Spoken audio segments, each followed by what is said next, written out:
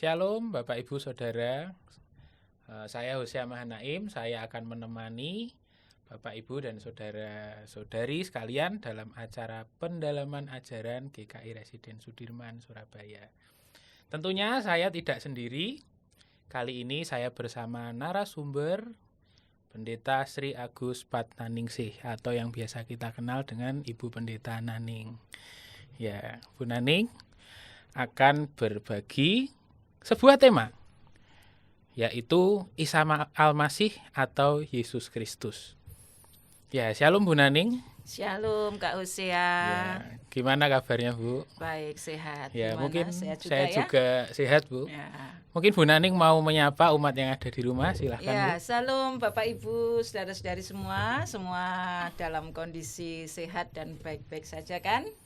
Kita berjumpa lagi dengan diskusi yang menarik hari ini ya, yang up to date ya. Up to date, sangat up to Semoga date. semangat semuanya ya. Ya, mari Bu, sebelum kita lanjut, Bapak Ibu Saudara juga yang ada di rumah, dalam perbincangan kita saat ini mari kita sama-sama berdoa. Tuhan, kami sungguh bersyukur di mana saat ini kami boleh kembali belajar tentang kebenaran Tuhan. Dan biarlah Tuhan yang akan memimpin perbincangan kami, supaya Tuhan kami boleh belajar, kami boleh semakin mengenal Tuhan, dan iman kami juga bertumbuh melalui materi pada hari ini. Terima kasih Engkau pimpin dari awal hingga akhirnya nanti. Di dalam nama Tuhan Yesus Kristus kami mengucap syukur dan berdoa. Amin. Ya Bu Naning, mungkin untuk mengawali pembicaraan kita untuk membahas tema hari ini, saya memulai dengan pertanyaan ini Bu. Kenapa tema Isa Al-Masih atau Yesus Kristus ini perlu atau penting kita bahas Bu? Ya, kan kita semua mendengar ya atau membaca di media bahwa belum lama ini ya, bulan Januari, Bapak Presiden Joko Widodo telah resmi menandatangani keputusan Presiden nomor 8 tahun 2024 tentang hari-hari libur gitu ya. Dan Kepres itu salah satunya mengakomodir. Jadi menerima masukan ya, itu terkait dengan perubahan nomenklatur nama Isa Al-Masih menjadi Yesus Kristus, sehingga hari-hari besar yang selama ini di kalender itu hari Isa merah Al-Masih, ya, kenaikan Isa Al-Masih itu menjadi kenaikan Yesus Kristus, wafatnya Isa Al-Masih akan disebut wafatnya Yesus Kristus gitu ya. Ya Bu, ngomong-ngomong tentang itu, berarti bagaimana ya Bu kita itu seharusnya memahami apakah Isa Al-Masih itu beda sama Yesus Kristus itu. Terus kalau memang beda, apa yang membuat itu berbeda gitu Bu? Apakah itu hanya sekedar perbedaan bahasa atau menunjuk pada apa gitu Bu perbedaannya gitu?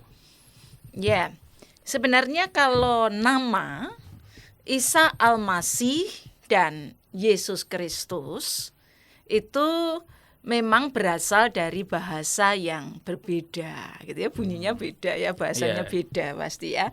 Isa Al-Masih itu lebih diakomodasi dari bahasa Arab, sedangkan Yesus Kristus diakomodasi dari bahasa Yunani gitu.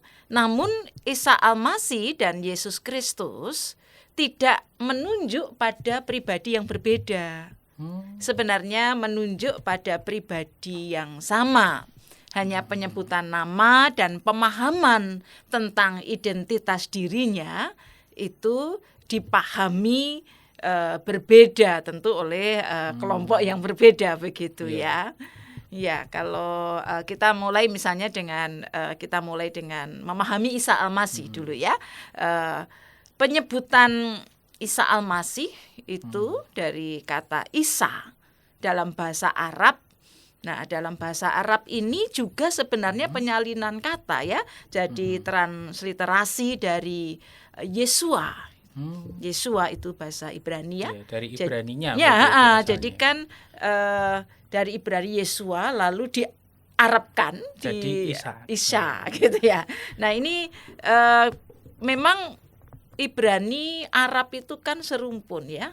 Jadi memang agak-agak mirip ya, tapi ada pelafalan yang berbeda. Misalnya juga kalau bahasa Ibrani Yismail gitu ya, jadi Ismail Arab begitu ya. Nah, beberapa nama dengan awalan huruf Ibrani Yud itu dilafalkan dengan I dalam bahasa Arab.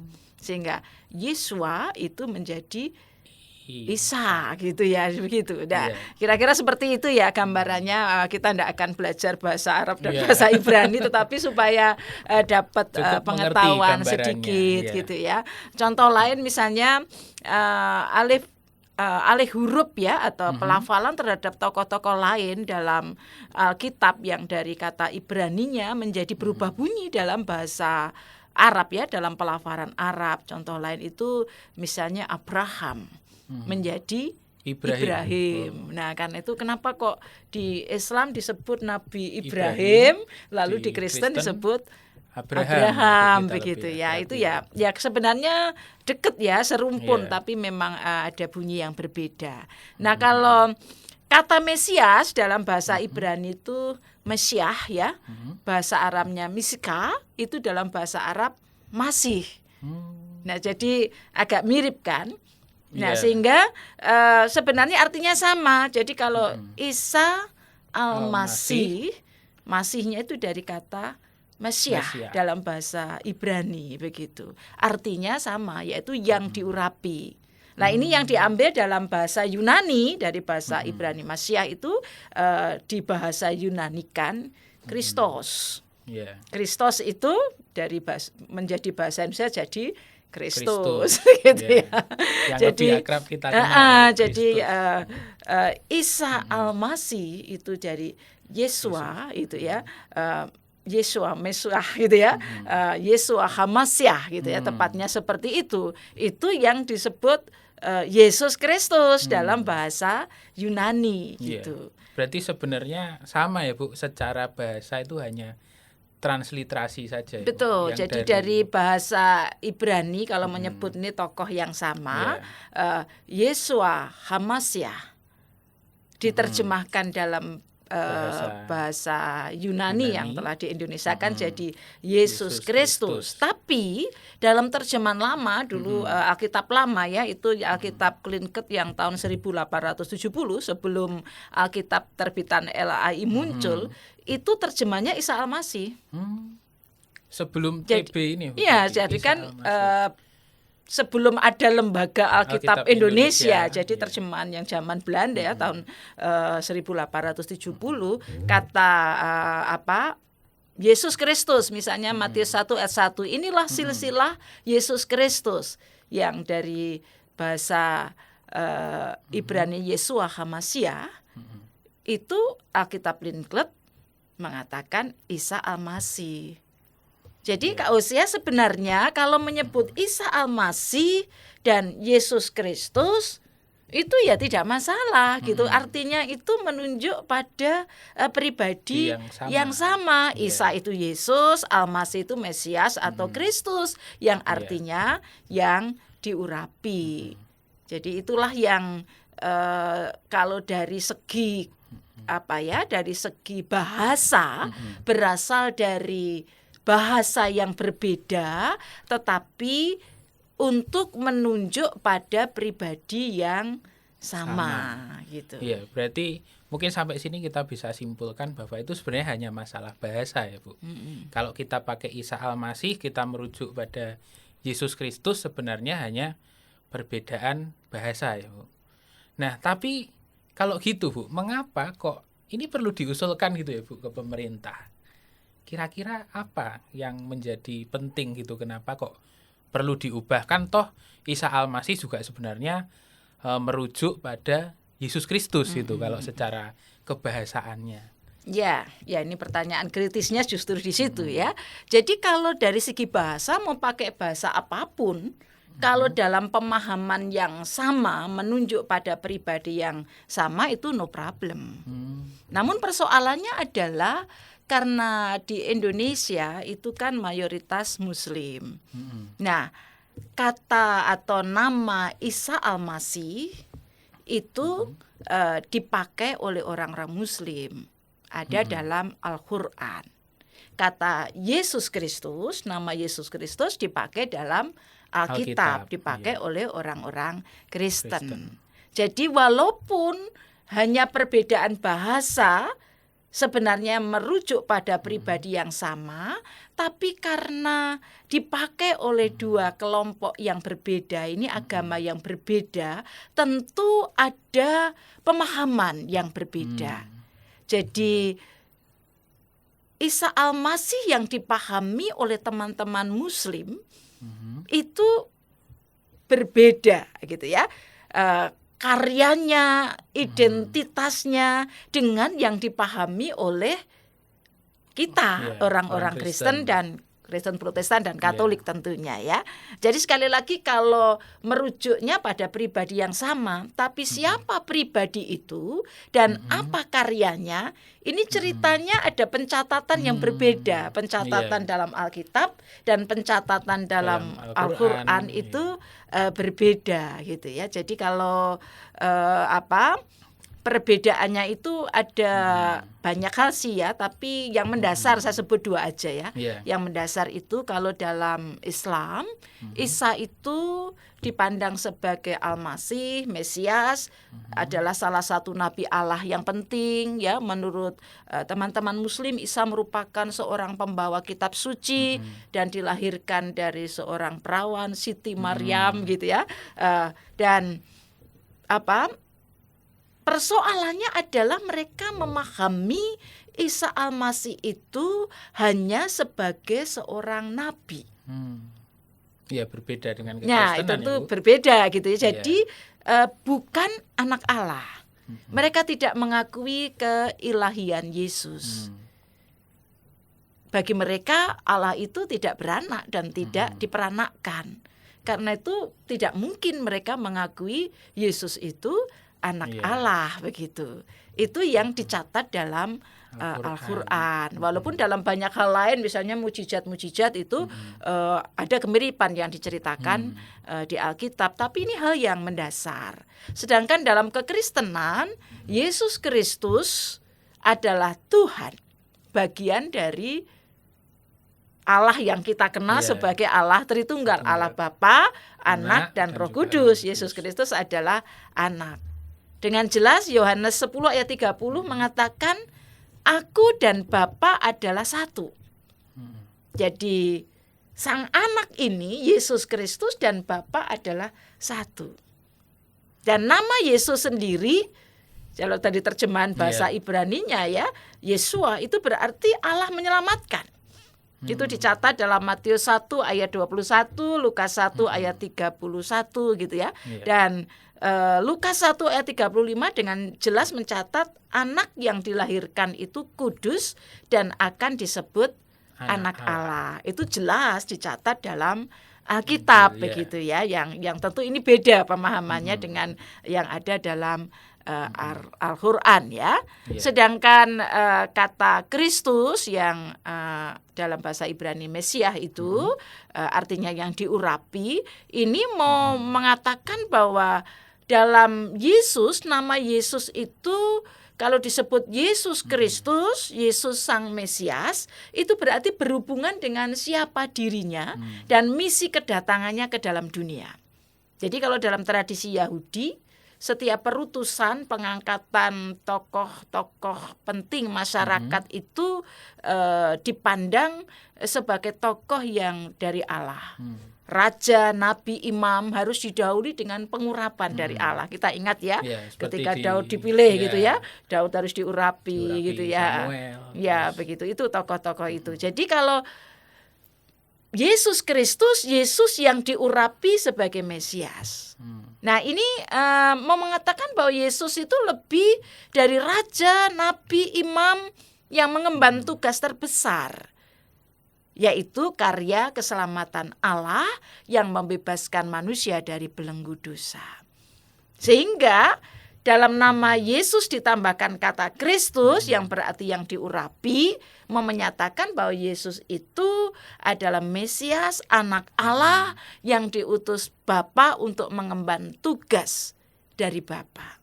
Jadi ini bukan sembarang orang hebat ya, tapi memang pribadi yang anak Allah yang diutus untuk mengemban tugas yang dipercayakan oleh Bapa. Itu yang pertama, perbedaan yang ini ya sangat mendasar ya. Sehingga kalau Isa Al-Masih yang dipahami dalam Al-Quran oleh teman-teman Muslim, kita tidak bisa menyebut Yesus Kristus yang kita pahami dengan nama Isa Al-Masih gitu ya. Yang dipahami walaupun sebenarnya itu hanya bahasa ya.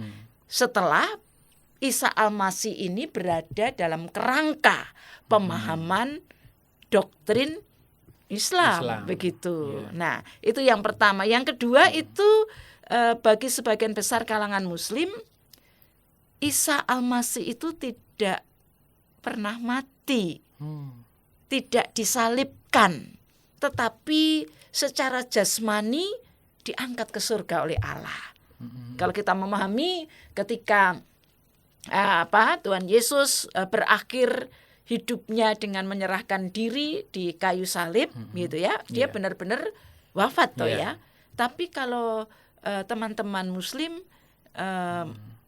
memiliki pandangan yang berbeda, Isa Al-Masih itu seorang utusan Allah, karena itu diselamatkan oleh Allah. Tidak mungkin dia mati konyol mati di kayu salib. Kan utusan Allah mati konyol di kayu salib, tidak mungkin. Orang lain yang menggantikan, tapi dia diangkat ke surga. Itu pemahamannya seperti itu, gitu ya. Sedangkan Alkitab mencatat bahwa jelas Yesus Kristus itu wafat di salib. Matius 27 ayat 50 memberikan kesaksian. Pada saat Yesus di atas salib, Yesus berseru dengan suara nyaring lalu menyerahkan nyawanya. Menyerahkan nyawanya berarti wafat ya, mati di atas kayu salib. Dan kematian Yesus di salib bahkan didahului dengan jalan sengsara ya. Jadi jalan sengsara, jalan kematian itu memang dipilih oleh Yesus untuk menunjukkan kesediaannya berkorban. Nah, ini penting dalam pemahaman iman kita, ini penting Bapak Ibu Saudara-saudara ya. Ketika kita memiliki juru selamat yang justru memilih jalan sengsara, jalan kematian, berkorban untuk menggantikan kita, manusia berdosa yang harusnya dihukum mati.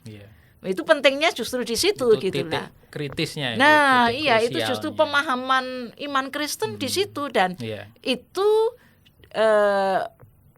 tidak dipahami oleh saudara-saudara kita yang tentu punya pemahaman yang lain begitu ya. Nah, 1 Korintus 15 ayat 3 itu dengan sangat jelas ya, itu menguatkan kita.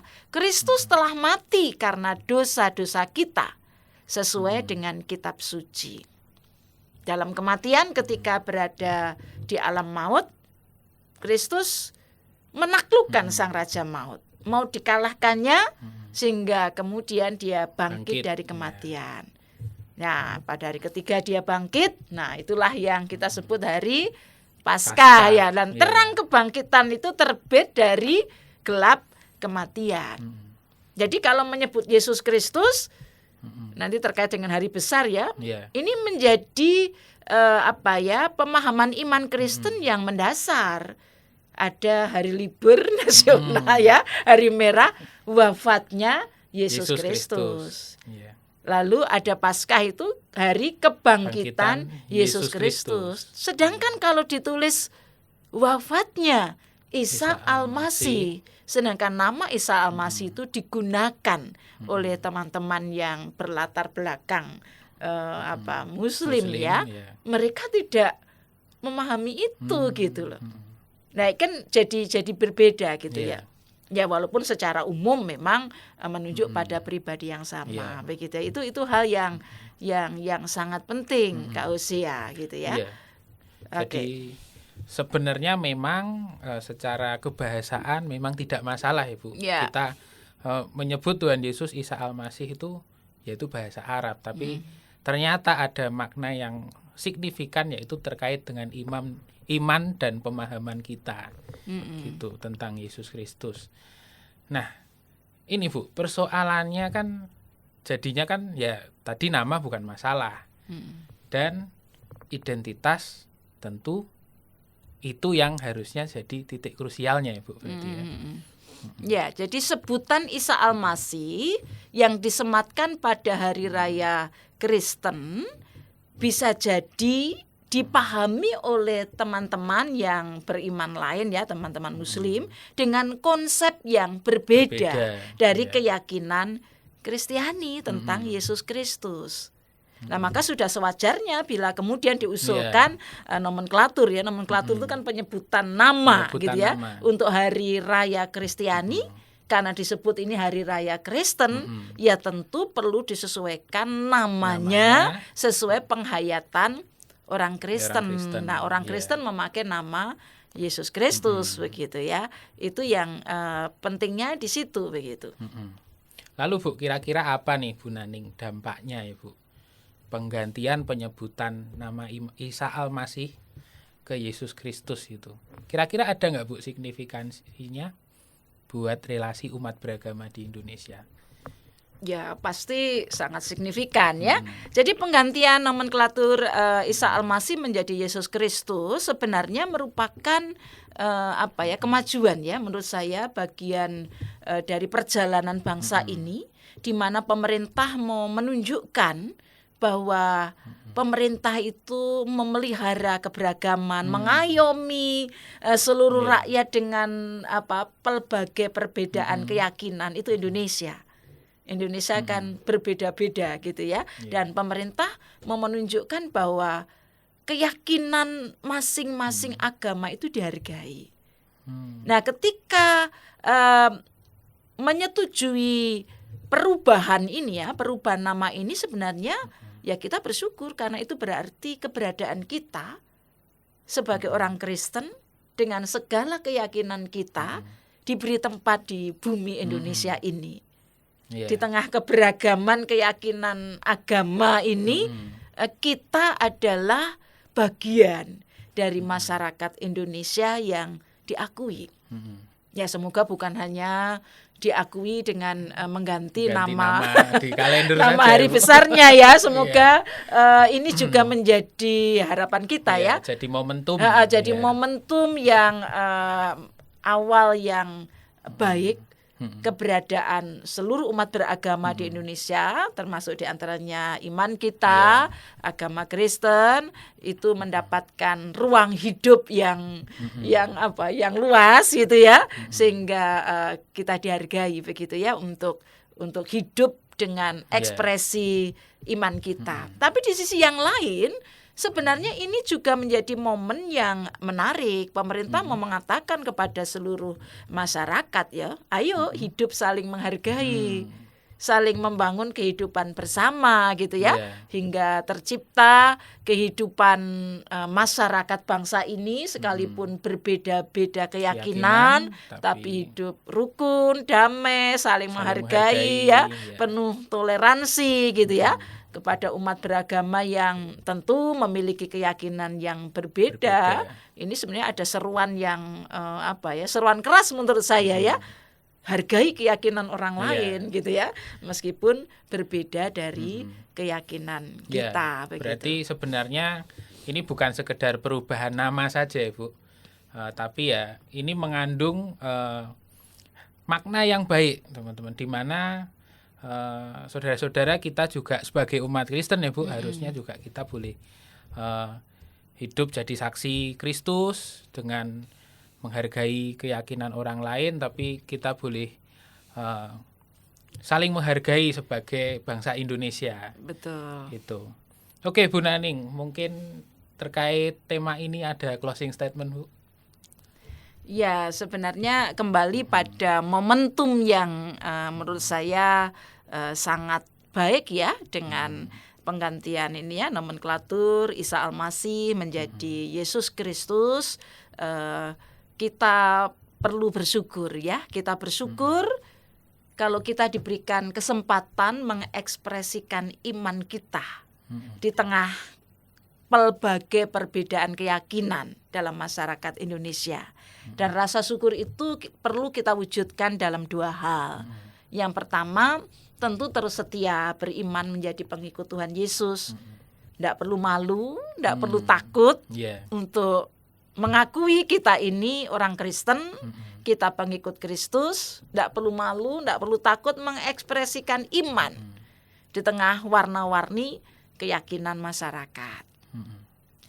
Yang kedua, tentu kita perlu mengekspresikan rasa syukur dengan membangun hidup bersama dalam masyarakat, ya, yang tadi sudah kita bahas, saling menghargai, saling bekerja sama, berelasi dalam harmoni dan toleransi. Bukankah